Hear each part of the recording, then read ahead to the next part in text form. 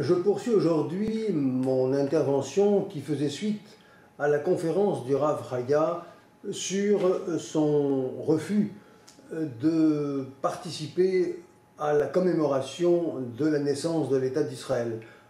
Cela étant dit, le Rav Chaya est parfaitement libre de célébrer ou de ne pas célébrer. Par contre, je pense qu'on peut lui contester tout à fait légitimement le droit d'impliquer les dirigeants ou les fondateurs de ce pays.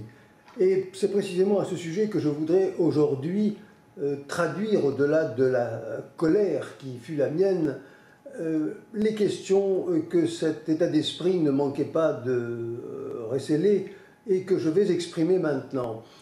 Je vais donc m'adresser directement au Rav Chaya en lui posant 4-5 questions auxquelles il voudra bien répondre par tout moyen, je dirais, à sa convenance.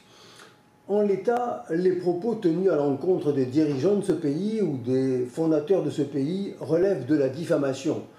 Ils relèvent de la diffamation dans la mesure où ils ne s'accompagnent pas de l'obligation de la preuve que normalement, dans toute conception libre et démocratique de l'accusation, on a de la justice.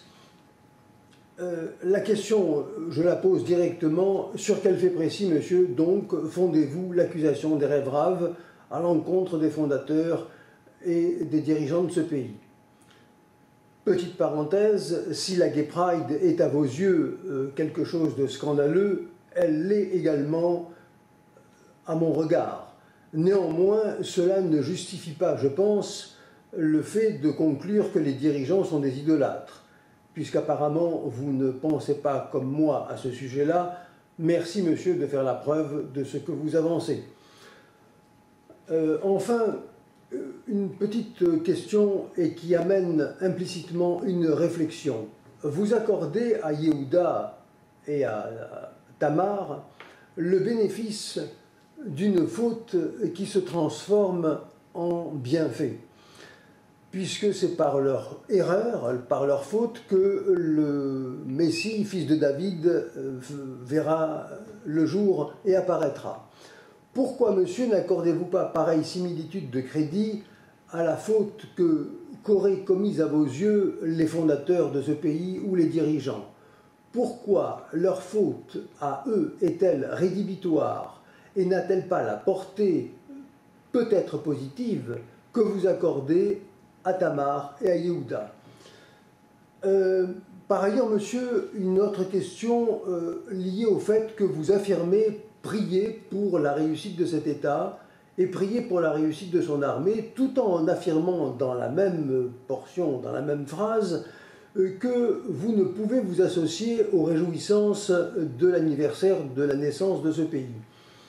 Dans ce cas-là, monsieur, expliquez-moi comment on peut prier pour la réussite d'hommes et de femmes que par ailleurs, et dans l'exercice de leur mission, on condamne sans aucune circonstance atténuante.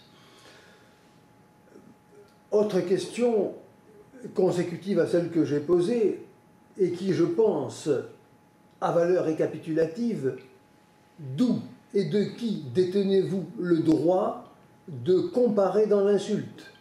En d'autres termes, qui vous a accordé mandat pour, non pas critiquer, mais pour insulter les dirigeants et les fondateurs du pays?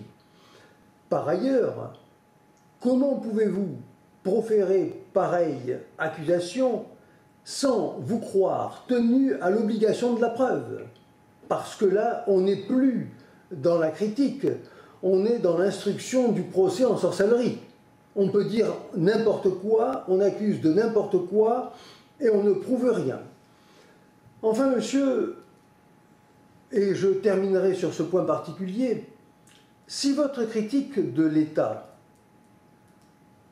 se limite aux fondateurs et aux dirigeants du pays, et que par conséquent vous êtes favorable au pays, c'est ce que vous semblez dire, plutôt que de perdurer, de persévérer dans une critique permanente qui n'apporte rien de positif, pourquoi n'entrez-vous pas dans le jeu politique qui vous permettrait par voie démocratique de renverser ce gouvernement et de faire ce que vous pensez devoir faire pour la sauvegarde de ce pays en conformité avec la liberté.